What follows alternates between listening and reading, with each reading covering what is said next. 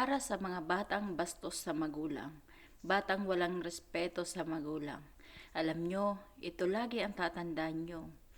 Ang magulang ay dinala kayo ng 9 na buwan sa tiyan. Paglabas niya, inalagaan kayo, nilampinan kayo, bumabangon siya sa alanganing oras para pagtimpla kayo ng gatas.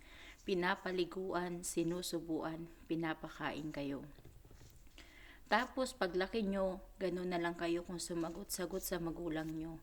Walang respeto, kung murahin, sagot-sagutin, ganun na lang. Lagi nyo pong tatandaan mga bata, hindi po kayo mapupunta sa mundong ito kung wala po ang magulang nyo. Hindi nyo ba naiisip habang sinasagot nyo ang inyong magulang na dudurog ang puso nila? Dahil inalagaan nila kayo, dinala kayo ng ilang buwan sa tiyan, sobrang paghihirap niya. Tapos pagdating ng paglaki nyo, ganun nyo na lang siya bastusin. Lagi nyo pong tatandaan, hindi po kayo mabubuhay sa mundo na to kung wala po ang inyong magulang.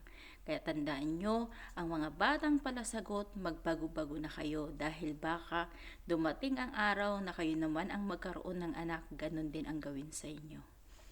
Payo ko lang yan para sa mga batang mga walang respeto sa magulang.